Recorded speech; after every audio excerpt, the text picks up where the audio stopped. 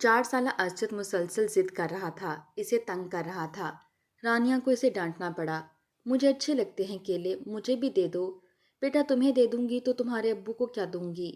اچھا یہ جو بادام بھگو کر رکھے ہیں ان میں سے ہی ایک گری دے دو۔ رانیہ نے بڑھ کر اسے گود میں لیا، پیار سے چوما اور بولی، بس یہ چند گریاں ہی تو ہیں، اگر تمہیں دے دوں گی تو تمہارے ابا کو کیا دوں گی؟ وہ تو بہت خفا ہوں گے۔ آپ کہنا زیادہ لے کر آنا، میں بھی کھاؤں گا۔ ہاں ہاں زیادہ لے کے آؤں گی۔ وہ بچے کو بہلانے لگی۔ بہو ہانڈی چولہے پر دھر دی یا نہیں؟ میرا ارسل تھکا ہارا دفتر سے آنے والا ہوگا، اس کے لیے بادام بھی بھگو دینا۔ رانیہ کی ساس روز یاد دلانا نہیں بھولتی تھی، حالانکہ وہ جب سے بیاہ کر اس گھر میں آئی تھی یہ کام باقاعدگی سے سر انجام دے رہی تھی۔ کبھی نہیں ہوا تھا کہ وہ اپنی ذمہ داری کو بھولی ہو، مگر پتہ نہیں کیوں یہاں کے لوگوں کو اس کی کارکردگی پر شک ہی رہتا تھا اور وہ قدم قدم پر یاد دلانا اپنا فرض سمجھتے تھے۔ ارسل، ارسل بیٹا، رانیہ نے اپنے بڑے بیٹے کو پکارا۔ ہاں ہاں، اب گلا پھاڑ کر دو آوازیں، پتہ ہے نا باپ کے آنے کا وقت ہو رہا ہے۔ اب گلی محلے میں آوارہ پھرنے والے اپنے بچے کو اٹھا کر پتہ کرو۔ کیسی ماں ہو، احساس ہی نہیں اولاد کا، اپنے آرام کی خاطر بچوں کو گلی میں نکال دیتی ہو۔ وہ اپنی ساس کو بتانا چاہتی تھی کہ اس کے تینوں بچے گلی میں نہیں کمرے میں بیٹھے ہوم ورک مکمل کر رہے ہیں، مگر کیا فائدہ، پھر کوئی دوسرا موضوع لے کر بیٹھ جاتی۔ اصل میں اس کی ساس کو بولنے کا خبت تھا، ان کی اس عادت کی وجہ سے محلے کی خواتین بھی ان کے گھر آنے سے گھبراتی تھیں اور رانیہ کے چاروں بچے بھی دادی کے سامنے آنے سے بچنے کے لیے اکثر اپنے کمروں میں ہی رہا کرتے تھے۔ ماں کی آواز سن کر ارسل کمرے سے باہر نکلا تو اس نے ننھی اینا کو اسے تھما دیا۔ ضد کر رہی ہے، بھلاؤ ذرا اس کو، کاغذ اور کلر پینسل دے کر بٹھا دو، تصویر بنائے گی میری بیٹی۔ وہ بچوں کے ساتھ بہت نرم لہجے میں بات کیا کرتی تھی۔ اس پر بھی اس کی ساس نندے یہی کہتی تھی، دیکھنا ایک دن سر پکڑ کر روئے گی۔ بچے ایسے انداز کو کچھ نہیں سمجھتے، سب کے سب ہاتھ سے نکل جائیں گے، مگر اس نے اپنا انداز نہیں بدلا۔ اب تو بڑا ارسل 12 سال کا ہو رہا تھا، اس سے چھوٹی ہینا، پھر ارشد اور سب سے چھوٹی اینا۔ دادی کو لگتا ماں نے میرے خلاف بچوں کو بھڑکا دیا ہے، تبھی تو میرے قریب نہیں بھٹکتے، اسی سے چمٹے رہتے ہیں۔ اور وہ بھلا ان کی دادی کو کیسے سمجھاتی کہ بچے پیار کے بھوکے ہوتے ہیں، جو انہیں اپنے باپ اور دادی دونوں سے ہی نہیں مل رہا۔ آج سے 14 سال پہلے جب وہ اس گھر میں بیاہ کر آئی تھی تو گھر بھی معقول اور شوہر بھی معقول تھا۔ رانیہ کے ابا نے شرافت، ایمانداری اور محنت کی وجہ سے قبول کیا۔ کچھ اس کی شخصیت بھی اچھی تھی، اسے یاد تھا اس کے ابا ہمیشہ کہا کرتے تھے، اچھی اور خوشگوار زندگی کے لیے مرد کا جسمانی طور پر صحت مند ہونا بہت ضروری ہے، ورنہ وہ ہمیشہ چڑچڑا اور بیمار ہی رہتا ہے۔ یوں تو رانیہ خود بھی بہت حسین تھی، مگر ارسل اپنے سامنے کسی کو کچھ سمجھتا ہی نہ تھا۔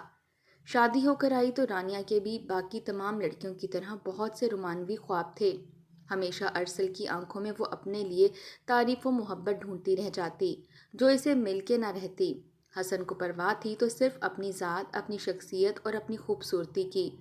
کبھی تو رانیہ کو لگتا تھا اسے فرق نہیں پڑتا، اس کی ماں وہ ہمیشہ سے ہی بد مزاج، بد زبان اور چڑچڑی تھی۔ اس گھر میں آتے ہی رانیہ کو اندازہ ہوا کہ اس کی کوئی اہمیت نہیں، اہمیت تو حسن اور اس کی ماں کی تھی۔ ارسل اپنی صحت کے معاملے میں ضرورت سے زیادہ ہی حساس تھا، اس کی تنخواہ کا کافی حصہ اس کے لیے مرغن غذاؤں کی نظر ہو جاتا۔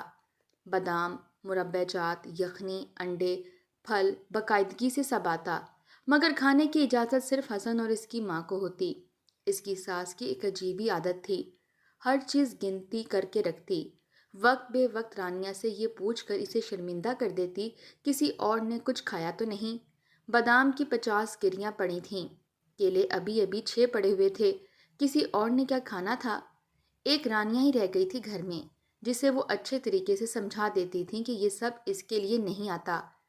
وہ تو اپنی آنکھوں میں آئے خاموش آنسو ادھر ادھر دیکھ کر چھپاتی، جو کبھی وہ تھوڑا بہت کھا بھی لیتی تھی۔ شوہر اور ساس کے اس قدر حساب کتاب کے بعد جھجک کر وہ بھی چھوڑ دیا۔ کچھ وقت گزرا تو ساس کو شوگر کے مرض نے آن گھیرا، ان کی غذا اب خشک میوہ جات اور دودھ تک محدود ہو گئی۔ ارسل پھل وغیرہ ابھی بھی لاتا تھا، مگر حساب کتاب سے صرف اپنے لیے ہی لے کر آتا۔ وہ دیکھتی تھی کہ حسن کو اس کی پرواہ ہی نہیں، وہ اپنی ذات میں گم رہنے والا اور اپنی ہی ذات کی پرواہ کرنے والا انسان تھا۔ رانیہ کے ساتھ اپنی ماں کی ہی طرح سے اس کا رویہ بہت لیا دیا تھا۔ اپنے تمام حسین خواب اس نے اپنی آنکھوں سے نوچ کر پھینک دیے اور اس گھر کے روز و شب کا حصہ بنتی چلی گئی۔ رات کے لیے بادام بھگو دیتی جو وہ صبح اٹھتے ہی نہار منہ دودھ کے گلاس کے ساتھ کھاتا، پھر ایک کٹورا دہی، گھنٹے بعد ناشتے میں انڈا پراٹھا، شام واپسی پر فروٹ پہلے سے تیار ملتے، پھر رات کا کھانا، سونے سے پہلے دودھ کا گلاس موسم کے حساب سے موجودہ مربوں کے ساتھ۔ یہ تھی حسن کی سادہ سی غذا۔ بیچاری رانیہ شادی کے بعد جیسے خود کو بھولتی ہی جا رہی تھی۔ سارا دن گھر کے کام کاج کے ساتھ ارسل کے کھانے پینے کا خیال اور اس کی ماں کا الگ کھانا پینا۔ ہر چھٹی کے دن جب اس کی چاروں شادی شدہ نندیں بھی آ جاتی، ان کے لیے الگ دعوت کا اہتمام کرنا۔ شادی کو سال بھی نہ گزرا اور وہ خود کو بھول چکی تھی۔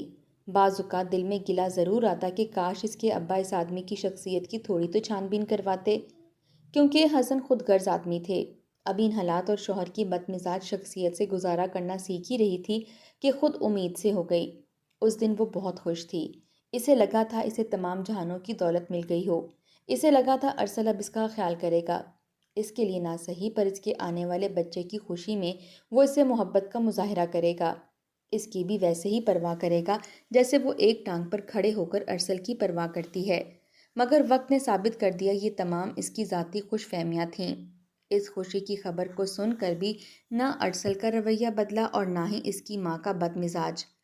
ارسل کی خود غرضی اور اس کی ماں کی بے حسی کو دیکھتے دیکھتے زندگی کی گاڑی چلتی رہی۔ جب تک رانیہ کے ابا حیات رہے، بیٹی کی بہت سی ضرورتیں پوری ہو جاتیں، پھر ابا نہ رہے تو دونوں بھائی جہاں تک ممکن ہوتا بہن کی مدد کرتے تھے، مگر ان کے اپنے بھی اخراجات تھے۔ وہ ابا کی زندگی والی باتیں اب باقی نہیں رہی تھیں۔ کم پیسہ اور گھر گرہستی یہ سب کرتے کرتے رانیہ کا سانس پھولنے لگتا۔ ساری بچت اس کی اپنی جان پر ہی ہو رہی تھی۔ بھائی گرمیوں کے جوڑے بنانے کے لیے پیسے دیتے، وہ بالکل سستے سے ایک دو جوڑے بنا لیتی۔ بہرحال کپڑوں کے بغیر گزارا ممکن تھا، پیسوں کے بغیر گھر کا دال دریا نہیں چل سکتا تھا۔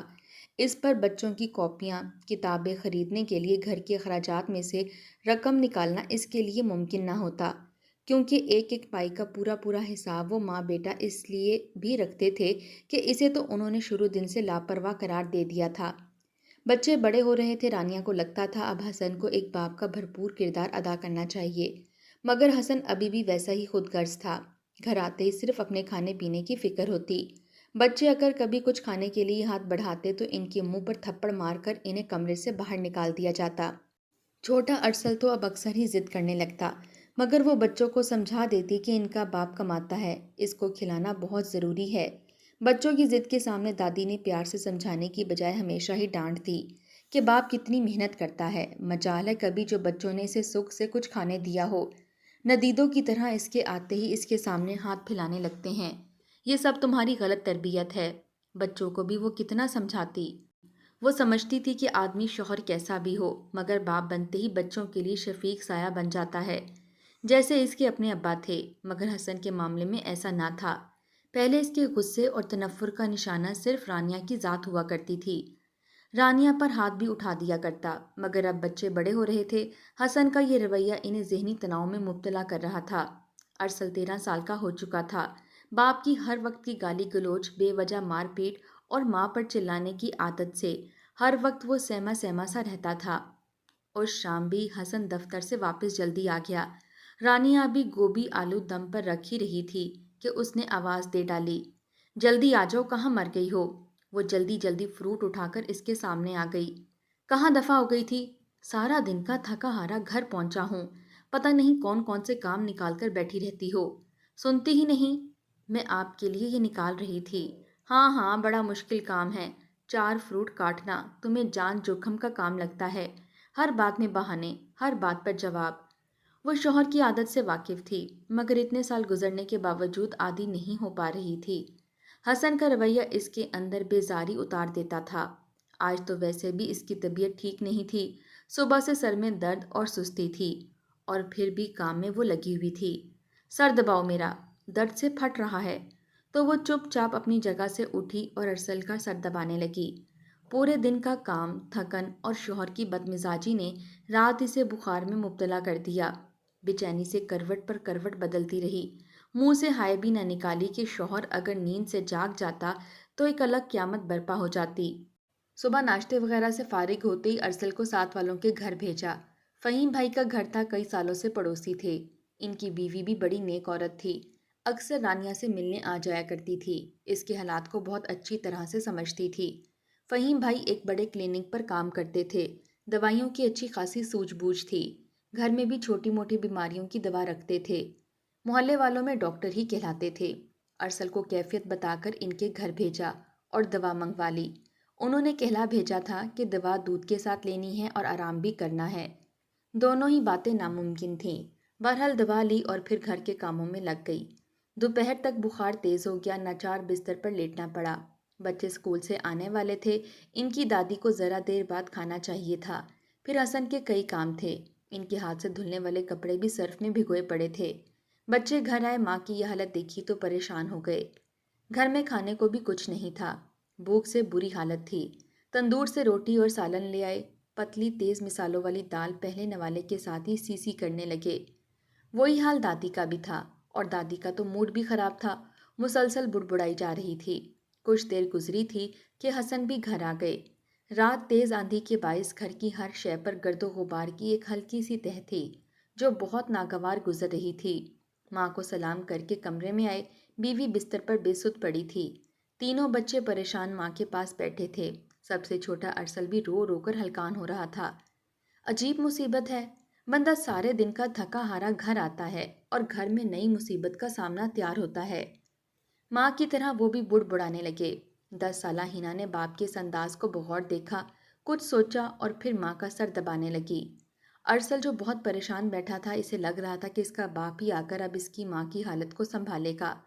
اپنے باپ کی ناگواری کو محسوس کر کے فوراً بھاگا اور ساتھ والے کے گھر پہنچا۔ وہ تو قسمت اچھی تھی کہ فہیم بھائی گھر پر ہی مل گئے۔ وہ اور ان کی بیوی دونوں ہی چلے آئے، رانیہ کو دوا دی، ساتھ ہی آرام کی تلقین کی۔ فہیم بھائی کی بیوی رانیہ کے لیے کسٹرڈ لے کر آئی تھی اور کہہ گئی تھی رات تمہارے لیے کھچڑی بنا کر بھیجوں گی، تم بس آرام کرو۔ آرام کرنا اس کے لیے بہت مشکل تھا، مگر مجبوری تھی۔ آج حسن کو واپسی پر نہ فروٹ ملے اور نہ مربوں کے ساتھ دودھ، نہ ان کے لیے صبح کے بادام بھگوئے گئے۔ رات کھانے میں بھی ایک بار پھر بازار کے مرچ مسالے۔ ان کا موڈ تو بالکل ہی خراب ہو گیا۔ صبح تک رانیہ کا بخار اتر گیا، مگر کمزوری بہت زیادہ تھی۔ مجبوری بھی تھی کہ گھر دیکھنا تھا۔ جب دادی اور باپ برآمدے میں بیٹھے ناشتہ کر رہے تھے، بچے ماں کے پاس باورچی خانے میں بیٹھے تھے اور مسلسل بڑے لاڈ سے ارسل ماں کو کہہ رہا تھا، امی آپ ایک دن بیمار کیوں ہوئیں؟ یوں لگتا تھا گھر میں کوئی رونق ہی نہیں، یہ گھر تو آپ کے بغیر بالکل بے آباد ہے۔ ہاں ہاں کرو ایسی باتیں، اگر میرا بچہ کما کر نہ لائے تو دیکھو کیسے گھر چلاتی ہے تمہاری سگڑ اور سیانی اماں۔ ارے یہ میرے بیٹے کے دم سے آباد ہے۔ دادی نے پوتے کی لاٹ کو سمجھنے کی بجائے الٹا ہی لے لیا اور باقاعدہ بچے سے لڑنے پر اتر آئیں۔ ادھر سے کسی نے جواب نہ دیا تو خود ہی گھنٹوں بڑبڑاتی رہیں۔ باپ نے بھی بچے کی بات کو سمجھنے کی بجائے اسے الٹا ہی لیا۔ برے موڈ کے ساتھ ہی گھر سے رخصت ہوا، بچوں نے اسکول سے چھٹی کر لی۔ کام میں سارا دن ماں کا ہاتھ بٹاتے رہے اور اس پر کڑتے رہے کہ ان کی ماں کو اس حالت میں جب اسے تھوڑی سی محبت کی اور سکون کی ضرورت ہے، کوئی ایک وقت اسے بٹھا کر کھلانے والا نہیں۔ پتہ نہیں کب میں بڑا ہوں گا، کب اپنی امی کے لیے کچھ کر سکوں گا۔ میں نے اب بہت آرام دینا چاہتا ہوں۔ یہ ننھے ارسل کی خواہشات تھیں، جو خود بھی ابھی بچہ تھا۔ ہاں امی، جب میں بڑی ہو جاؤں گی نا تو سالن میں ہی بنایا کروں گی۔ 10 سالہ ہینا کی بات پر وہ فدا ہی تو ہو گئی تھی۔ یہ بچے تو ماں کو ایک اچھی آرام دہ زندگی دینا چاہتے تھے، مگر قسمت کو کچھ اور ہی منظور تھا۔ وہ ایک معمول کا دن تھا جب حسن لڑتے گھر سے نکلا۔ کچھ دیر بعد ہی اس کے ایکسیڈنٹ کی اطلاع آئی۔ دادی تو وہیں ہاتھ پاؤں چھوڑ کر بیٹھ گئی۔ دبلی پتلی اور کمزور رانیہ کو ہی ہمت سے کام لینا پڑا۔ ہسپتال شوہر کے پاس پہنچی، حسن کو خاصی چوٹیں آئیں، لیکن یہ شکر تھا کہ زندگی خطرے سے باہر تھی۔ ان کی ٹانگ کی ایک ہڈی بری طرح سے چور چور ہوئی تھی، ڈاکٹرز کہہ رہے تھے کہ ٹانگ کاٹنی پڑے گی۔ کمر کے کچھ مورے بھی ہل گئے تھے۔ رانیہ کے بھائیوں نے اس موقع پر مالی اور اخلاقی دونوں طرح کی مدد کی، اور بڑے بھائی اسے بہت کچھ سمجھاتے بھی رہے۔ وہ دیکھ رہے تھے کہ حسن کی برادری سے کوئی نہ کوئی ملنے تو آ رہا تھا، مگر کسی کو بھی حسن کی پرواہ نہ تھی۔ چاروں بہنیں، شوہر، بچے بار بار آ تو رہے تھے، مگر اتنا بھی نہ ہوا تھا کہ ایک سالن ہی بنا کر لے آتے یا پیسوں کا پوچھ لیتے۔ شاید وہ سب سمجھ چکے تھے کہ اب ارسل قرض لوٹانے کی پوزیشن میں نہیں رہا، باقی زندگی بستر پر ہی گزارے گا۔ भाई ने रानिया को समझाया था कि आने वालों पर ज़्यादा खर्च मत करो, रकम को बचा कर रखो और ख़ुद को ज़रा हिम्मत हौसला दो। हम तुम्हारे साथ हैं, मगर अपने घर को बचाना अब तुम्हें ही पड़ेगा। तुम्हारे कमज़ोर बाजू ही अब इस घर को सहारा देंगे। अच्छे भले चलते फिरते आदमी का माजूर होकर बिस्तर पर आ जाना कम धचका नहीं होता, और आदमी भी वो जिसे हर वक्त अपनी सेहत सलामती की फिक्र सताती रहे। अस्पताल में सब्र आजमा वक्त गुजार कर आखिर वो बिसाखियों के सहारे घर लौटा था। अम्मा ने बैन कर डाले, बहनों ने आंसू बहाए, मोहल्ले वाले अफसोस करने के लिए जमा हुए। खामोश और बाहौसला रानिया, जो अहमक और फूहड़ औरत थी, आज भी हर कदम पर इसे संभाल रही थी, हौसला बढ़ा रही थी। हसन को सुकून चाहिए था और घर में सुकून ना था। इनकी चारों बहनें रोजाना अपने 8 बच्चों समेत इधर होती। बच्चे सारे घर में उधम मचाते फिरते। इन्हें अब महसूस हो रहा था कि अम्मा बोलती भी बहुत हैं और ख्वामखा ही बोलती हैं, और जब वो इन्हें देखकर सर पर हाथ रखकर बैंड डालती तो हसन का जी चाहता कि वो मर ही जाए। रानिया बहुत मसरूफ हो गई थी। वो चाहता था कि वो इसके पास आकर बैठे, इसे तसल्ली भरे अल्फाज कहे, मगर ये भी देख रहा था कि अकेली जान के साथ 100 काम थे। फिर रोज़ाना की दाल रोटी, बाजार में मिलने वाली सस्ती तरीन सब्जियों को खा खा कर इनकी बहनों के बच्चे तो बेजार होने लगे। पहले जब वो मामू के घर आते थे, नानी से फरमाइश करते और नानी झट से इनकी फरमाइश के मुताबिक खाना तैयार करवा दिया करती थी, मगर इस बार ऐसा नहीं हुआ था। इसीलिए वो भी बोर हो गए और वापसी की जिद करने लगे। बहनों को वापस जाना पड़ा और इनके जाने से घर में कुछ सुकून हुआ। मैं आपसे एक बात करना चाह रही थी। सारे दिन के काम निपटाकर रानिया अब फारिग होकर इसके पास आई थी। बात करते हुए वह सोच में डूबी हुई थी, मगर इसके लहजे में डर और झिझक नहीं थी। हाँ कहो, मैं सुन रहा हूँ। मैं सोच रही थी, ऊपर 2 कमरे तो हैं, हम उधर शिफ्ट हो जाते हैं, नीचे वाला हिस्सा किराए पर उठा देते हैं। उन्होंने कुछ सोचा और बोले, सिर्फ 2 कमरे हैं, इसमें से एक बहुत छोटा है, फिर ना किचन ना स्टोर, कमरों के आगे बरामदा भी नहीं है। सर्दी में यख बर्फ, गर्मियों में तनूर। जो भी है गुजारा तो करना होगा, वरना घर का खर्च कहाँ से चलेगा। इसकी बात इन्हें भी उदास कर गई। माजूरी ने इन्हें बुरी तरह से तोड़कर रख दिया था। रोने लगते तो तसल्ली देती थी। कुछ देर बाद संभले तो बोले, तुम ठीक ही कह रही हो, मुझे ऑफिस से भी कुछ रकम मिलनी है। हम बस एक किचन और बरामदा बनवा लेंगे। और यूं जिंदगी में पहली बार रानिया और हसन ने कोई फैसला मिलकर किया।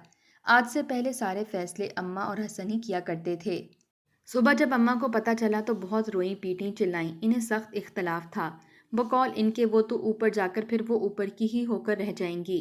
बार बार सीढ़ियाँ चढ़ना उतरना इनके बस की बात नहीं। फिर वो छोटा सा 1.5 चारपाई का कमरा इनके हिस्से में आएगा। बड़ा कमरा तो हसन और इनकी बीवी बच्चों का हो जाएगा। मेरी बेटियां आएंगी तो कहाँ उठे बैठेंगी, इनका मैका ख़त्म हो जाएगा। रानिया ने इनकी किसी भी बात का कोई जवाब नहीं दिया। हसन ने भी मुकम्मल खामोशी इख्तियार कर ली। शाम तक बच्चे और रानिया बहुत सा सामान ऊपर वाले हिस्से में मुंतकिल कर चुके थे। बड़े कमरे के दरमियान वाले हिस्से में पर्दा डाल दिया गया। एक हिस्सा इन मियाँ बीवी के लिए, दूसरा स्टोर भी था और बच्चों के लिए भी था। कोने में टूटी चारपाई खड़ी कर इस पर कुछ टूटी हुई लकड़ियां रखकर बावर्ची खाने का नाम दे दिया गया। इसके साथ रानिया ने अपनी सिलाई मशीन कमरे के एक कोने में तख्त पोश पर सेट कर ली। मोहल्ले में जो भी औरत इसकी मिलने और जानने वाली थी, सबको पैगाम भिजवा दिया कि आज से कम पैसों में कपड़े सिया करेगी। घर किराए पर दे दिया गया था, बाकी वो मेहनत करके कमा ही रही थी। और यूं वो फोहड़ और कमबख्त रानिया अब इस घर की कफील बन गई थी। अल्लाह अल्लाह करके हसन के दफ्तर वालों ने इसे कुछ रकम दी तो कमरों के आगे एक छोटा सा बावर्ची खाना और बरामदा डाल लिया गया। बच्चे अगरचा अभी छोटे थे, मगर माँ की मेहनत को बहुत कदर की निगाह से देखते थे। घर का सौदा सल्फ अब अरसल ही लेकर आता। सफाई सुथराई में भी सब बहन भाई इसकी मदद किया करते। कामों से फारिग होते तो वो मशीन पर झुकी माँ के गिर्द घेरा डालकर बैठ जाते। वो भी सिलाई के दौरान इनसे बातें करती रहती और हसन के अंदर तन्हाई का एहसास और भी बढ़ जाता।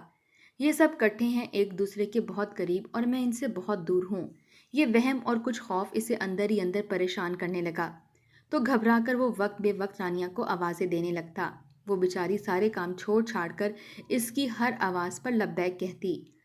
तुम मेरे पास बैठो, जी घबरा रहा है मेरा। मगर इसके पास इतना वक्त ही कहाँ होता। वो हसन से कहती, बिस्तर से उठकर बिसाखियों के सहारे चलने की कोशिश करें। पहले पहल तो वो नहीं मानता था, बिस्तर से लगा रहता था। مگر اس کے دماغ میں اٹھنے والے خوف اور سوچیں جب اسے بے انتہا پریشان کرنے لگیں تو رانیہ کی بات مان کر کمرے سے اٹھ کر اس کے تخت کے پاس آ کر بیٹھنے لگا جہاں بچے اپنی ماں کے گرد بیٹھے ہوتے تھے۔ دادی یہ سب دیکھتی تو آوازیں دینے لگتی مگر وہ انسنی کر کے اسی تخت پوش کے پاس بیٹھا رہتا۔ کئی گھنٹے بیوی اور بچوں کو خاموشی سے باتیں کرتے دیکھتا رہتا۔ اچھے یا برے حالات جیسے بھی ہوں آخر گزر ہی جاتے ہیں۔ اب برے حالات میں اگر کوئی مخلص ساتھ دے تو راستہ آسان ہو جاتا ہے۔ رانیہ کے بھائیوں نے بھی اس کا ساتھ دیا۔ انہی کے کہنے پر وہ گھر میں اچار چٹنیاں ڈالنے لگی، مثالیں پیس کر ان کے پیکٹ بنانے لگی۔ خاصا منافع بخش کام تھا۔ آس پاس کی عورتیں بھی اس سے یہ سامان خرید لیتیں۔ بھائی جان پہچان کے کچھ سٹور میں اس کی چیزیں رکھوا دیتے۔ ارسل نے میٹرک کا امتحان دیا تو اس کے ماموں نے اسے ایک سٹور پر سیل مین کی نوکری دلوا دی۔ یہ تمہاری منزل نہیں ہے، اس کے ماموں نے سمجھایا تھا۔ بس تم کچھ ماہ یہاں کام کرو تاکہ اپنے کالج کی ضروریات پوری کرنے کے لیے کچھ رقم اکٹھی کر سکو۔ مالک اچھا آدمی تھا۔ اسے جب بچے کے حالات معلوم ہوئے اس نے کہہ دیا تم کالج جوائن کرنے کے بعد بھی میرے پاس کام کرتے رہنا، میں تمہیں شام کی شفٹ میں رکھ لوں گا، تمہاری مدد بھی کیا کروں گا۔ گھر کے حالات بہت اچھے تو نہ تھے مگر ہر فرد کنات کی دولت سے مالا مال تھا۔ وہ سب ایک دوسرے کے قریب اور دکھ درد کے ساتھی تھے۔ آج بھی ماں کے گرد گھیرا ڈال کر بیٹھ جاتے، چھوٹے بڑے دن بھر کے تمام واقعات اسے سناتے رہتے۔ وہ مسکرائے جاتی، ساتھ ساتھ اپنا کام کرتی جاتی۔ حسن وہ اب بھی وقت بے وقت رانیہ کو آواز دے ڈالتا اور اب تو کسی نہ کسی درد تکلیف کی شکایت بھی کرتا رہتا۔